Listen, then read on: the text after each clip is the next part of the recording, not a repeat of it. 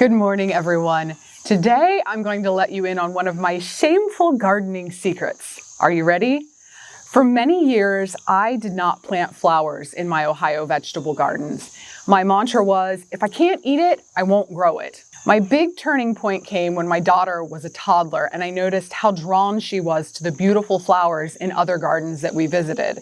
So slowly, I started incorporating more flowers into my own gardens.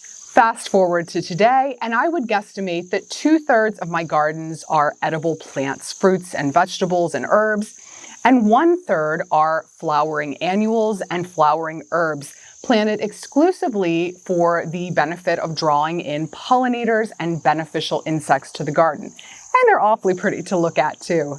What I saw as a waste of space in my garden beds years ago, I now see as an opportunity to build a more diverse and robust ecosystem. An environment that is much healthier overall than it would be with edibles alone. By adding in plenty of plants that attract pollinators, I'm also ensuring that my edible plants get adequate pollination, which thereby gives me greater yields. And by incorporating plants that attract beneficial predatory insects, I'm bringing in predators that attack things like cabbage worms, whiteflies, aphids, making my job in the garden a little bit easier. There are so many beneficial non-edible plants that warrant a space in our vegetable gardens. Today, I'm going to cover my top 10 favorites, primarily easy to grow annuals that draw in pollinators and beneficial predatory insects by the droves. Now, keep in mind that I'm growing in Ohio, and what works well for me here may not be the same plants that work well for you. If you're in a different climate or growing area, I highly recommend digging into a little research to see what plants will work the best for your growing area. Now, one final note before we get started. In most of my footage, what you will see are honeybees and butterflies. Not because these are the only beneficial insects and pollinators, but primarily because they're the most plentiful, largest, and easiest to film. I once sat in on a talk where someone called honeybees and butterflies the poster children of the pollinator movement, and I thought this was very accurate. They get the most attention because they're easily recognizable, and in the case of butterflies, they're beautiful. But there are so many other very important pollinators and beneficial insects that you want to bring into your garden. If we're just looking at native bees alone, there are over 4,000 species in the United States, not to mention all of the other beneficial insects that essentially come and go without our ever noticing them, primarily because a lot of them are so tiny or because they're very stealthy and almost ninja-like. But they are no less important to a healthy garden ecosystem. In fact, in some cases, they are more important. So let's jump in. And in no particular order, number 1 is holy basil. Bees love all types of basil, but in my garden, they absolutely flock to the prolific blooms of holy basil. Lacewings, taconid flies, and hoverflies have been known to visit it as well. One aspect to keep in mind when choosing plants for beneficial insects is their bloom period. Choosing plants so that we always have an array of various blooms happening. I like holy basil because it starts blooming mid to late summer and continues right up until the hard frost. It's not nearly as tender as standard Genovese or sweet basils. It also readily self-sows, but is easy to pull up if it pops up where you don't want it. So plant it once, and if you allow the plants to drop seed, you can enjoy it season after season for free. It's also good for humans, being a potent adaptogen. Number 2, buckwheat. While buckwheat offers many benefits as a cover crop, and it's technically an edible crop if you're so inclined, it's much beloved by bees of all types: butterflies, assassin bugs, damsel bugs, syrphid flies, ladybugs, predaceous beetles, taconid flies, parasitic wasps, minute pirate bugs, big-eyed bugs, soldier bugs, and more. While I do plant it en masse as a cover crop, I often allow volunteer plants to pop up wherever they may all over my garden. Like the holy basil, it readily self-sows. Its slender stature plays very well with others, growing up gracefully between other plants. Buckwheat is an extremely fast crop, around 30 days from seed to maturity. So if you need a quick flush of blooms to lure the beneficials, it's a great choice. Number 3, sunflowers. What's not to love about sunflowers? Cheery, easy to grow if you can keep the critters from nibbling the tender young seedlings. Effective phytoremediators, meaning they can pull toxins out of the soil. And an excellent pollen and nectar source for a wide range of critters, including various species of bees, hoverflies, lacewings, big-eyed bugs, and parasitic wasps. Did you know, because I did not until recently, they also produce extra floral nectar on the undersides of their leaves. The straight species, Helianthus annuus, is thought to provide better forage than many of the cultivated varieties. Number 4, calendula. A cheery addition to the garden. I love calendula for so many reasons. It's incredibly tough, resistant to heat and cold, readily self-sows, a wonderful medicinal herb, and it provides forage for pollinators when there is little else available. Thanks to its habit of blooming early and late in the season, mine reliably blooms into November and December. It attracts bees, butterflies, and hoverflies, as well as attracting lady beetles, but perhaps not quite in the way you'd expect. Something that could be seen as a negative is that calendula seems to attract aphids as well. But from my experience, this is actually a positive trait. Predators typically arrive after the bad bugs show up in the garden. In my experience with aphids, if I'm patient enough, the lady beetles do show up and take care of them naturally. But they stand to wreak some serious havoc on my crops in the interim. With plenty of calendula in the garden acting essentially as a trap crop, the aphids predominantly colonize the calendula rather than my precious peppers or tomatoes.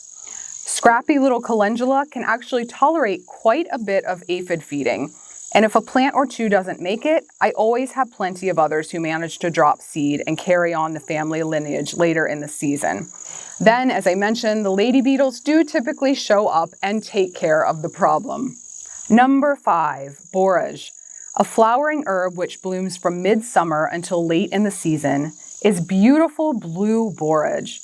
The honeybees absolutely flock to this plant, but it also attracts other species of bees, hoverflies, and predatory wasps. Yet another plant that will readily self-seed if you allow it to. Are you noticing a pattern here? I love self-seeding annuals. Less work for me. Number 6, bachelor's buttons. On the other end of the seasonal spectrum are bachelor's buttons, also known as cornflower. They're superbly easy to grow. Again, most often self-seeding in my garden season after season, and are one of the earliest blooming flowers in my garden. I often have plants popping up in February here in Ohio. With our warm summers, they typically shut down by the end of June, but in areas with mild summers, they can bloom all season long. They typically come in shades of pink, blue, and white, but I prefer the variety Blue Diadem as it has amazing color and a slightly less weedy habit. Honey and other bees are all over the blooms all spring long, but bachelor's buttons also attract lacewings, lady beetles and other predatory beetles, and more. Number 7, zinnias. Aside from maybe marigolds, I'd be hard-pressed to find a more popular flower for interplanting in the veggie garden. I don't find that zinnias are actually the workhorses that some of these other flowers I've mentioned are, but they are really, really good at attracting butterflies and hummingbirds. They can also attract predators like parasitic wasps and hoverflies. And boy, are they showy. With so many varieties to choose from, they can really add some oomph to the veggie garden. Some of my absolute favorites include Queenie Lime Orange, Uproar Rose, and Sombrero. I have to add a 7A in here because much like my zinnias, this next flower doesn't seem to bring in quite as many predatory insects, but it is hard to beat for drawing in bees, butterflies, and hummingbirds. Cleome is a wonderfully old-fashioned cottage garden type flower, which is extraordinarily easy to grow, puts up with heat, humidity, drought, and generally suboptimal conditions, readily self-sows. In fact, this one may sow a little too readily, pull out those seedlings when they're young, or it can easily take over. And in my opinion, is a lovely, if not unique flower. Opt for the straight species or older varieties like color fountains, which is what I have planted here. as the newer cultivars don't seem to have the same pollinator allure. Number 8, Cosmos. Another bright, cheery, easy to grow, flourishes in less than ideal conditions, annual flower that I adore are Cosmos. In particular, I'm a fan of dwarf sulfur Cosmos, but there are a whole array of sizes and colors out there. While pollinators, including bees and butterflies, are attracted to Cosmos, they bring in a lion's share of beneficial predatory insects as well, including tachinid flies, parasitic wasps, lacewings, syrphid flies, minute pirate bugs, ladybugs, big-eyed bugs, damsel bugs, and more. Number 9, hairy vetch. Like the buckwheat I mentioned earlier, I use hairy vetch as a beneficial cover crop. Since it's a legume, it's excellent at fixing nitrogen amongst other benefits. As an added bonus, its gorgeous purple blooms draw in the bees in droves in early spring. An overwintered hairy vetch cover will bloom quite early in the spring here in Ohio, again providing food for hungry pollinators when the selection is more limited. It also appeals to ladybugs, big-eyed bugs, and minute pirate bugs. I do find that I have to be a little more careful with the management of my hairy vetch. Like many others on this list, it readily self-sows. But unlike the others, it quickly becomes rather difficult to pull and is prone to regrowth. In general, it's best to cut it as it nears the end of its bloom time, but before the seeds mature. And number 10, Sweet Alyssum. I could kick myself for not having this one planted this year, but honey-scented Sweet Alyssum is a must-have if you're looking to lure more beneficial insects into your garden. Ladybugs, hoverflies, parasitic wasps, tachinid flies, lacewings, big-eyed bugs, and more predatory insects are attracted by it, and pollinators, including many species of bees and butterflies, will seek it out. I have to include a few bonus plants in here too. Bonus number 1, for predatory insects specifically, especially small parasitic wasps, which require exposed nectaries and shallow flowers, bolted dill, cilantro, parsley, carrots, and perennial yarrow are excellent options. So first off, yarrow, this perennial herb flower, is a favorite of lacewings, ladybugs, syrphid flies, parasitic wasps, damsel bugs, and more. Be careful with the common white yarrow as it tends to spread like crazy and is difficult to keep pulled up. I now only use it around the perimeter of my garden rather than in the actual beds, as it'll quickly take over and outcompete the vegetables that I'm actually trying to grow. Fernleaf or gold yarrow tends to be a bit better behaved, but they attract a slightly different mix of insects. Members of the carrot family, including dill, parsley, and carrot, besides acting as a host for black swallowtail larvae, when these plants are allowed to bolt, their blooms attract tachinid flies, syrphid flies, lacewings, parasitic wasps, ladybugs, damsel bugs, and many types of small bees. Another member of the carrot family, cilantro, or corianders, tiny white blooms attract lacewings, ladybugs, syrphid flies, parasitic wasps, soldier beetles, minute pirate bugs, and many more. Bonus number 2 is mountain mint. A perennial herb, mountain mint may hands down attract more beneficial insects per season than any other plant I've witnessed. Quite a few different species go by the name mountain mint, but from what I can tell, they are all powerful beneficial bug attractors. According to a Penn State University study, out of the 86 native plant species they tested, mountain mint ranked number 1 for the diversity of pollinators that visited. Bees, butterflies, parasitic wasps, beetles, hoverflies, lacewings, and more flock to this plant. It's deliciously scented, abuse-tolerant, and has a unique color and form. What's not to love? And bonus number 3, don't forget the bloom power of bolted veggies. Bolted brassicas in particular seem to be very attractive to bees and other pollinators.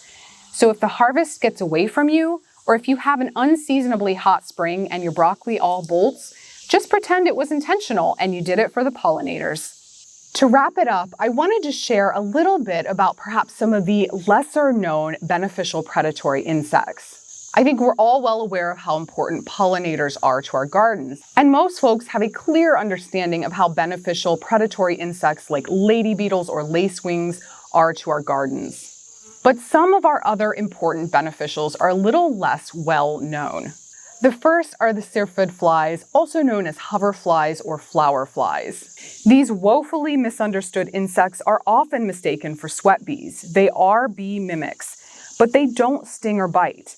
Adults feed on pollen and nectar, but larvae feed on insects, including aphids, thrips, leafhoppers, scales, caterpillars, and more. They are very beneficial to the garden, so please don't smush them. Next up are the tachinid flies. Adult tachinid flies feed on pollen, nectar, and honeydew, and are important pollinators. They are highly specialized parasitoids, and different species of tachinid flies target different host insects. A lot of these are caterpillars, so things like cabbage worms, armyworms, and webworms, but they will also target true bugs and beetles. This means that the adult female tachinid fly will lay her eggs on the back of the host insect. Once those eggs hatch, they burrow into the host, then essentially eat it from the inside out. A gruesome death for our host insect, but an excellent way to take care of problem pests in the garden. The final group of beneficial predatory insects I wanted to mention are the parasitic wasps. This is a huge and very diverse group, including the perhaps best known braconid wasps. Nearly every gardener I know has come across a tomato hornworm covered with rice-like cocoons. This is the work of the Cotesia. Much like the tachinid flies, the Cotesia larvae hatch from the cocoons, enter their host, and proceed to eat its insides. For anyone who has dealt with hornworms in their garden, these delightfully gruesome predators are a welcome sight. But there are many other parasitic wasps who target such garden nasties as cabbage worms, webworms, and armyworms. Keep in mind too that even if a beneficial predatory insect doesn't directly feed off pollen or nectar, diverse mixed plantings will give them the preferred habitat to hide and hunt their prey. Now, for even more information on beneficial insects, I highly recommend the book Attracting Beneficial Bugs to Your Garden by Jessica Walliser. And in closing, I will leave you all with a challenge. I realized when researching for this video that the majority of these insects, critters, I had never actually seen. So I went out to the garden and spent more time closely observing the flowers, and I was amazed at what I saw. There is such a huge variety of different insects that visit the flowers that I just was completely missing because I was never taking the time to really look.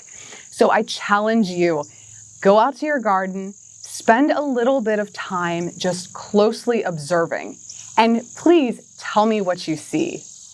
If you enjoyed today's video, please consider subscribing to my channel, Growfully with Jenna.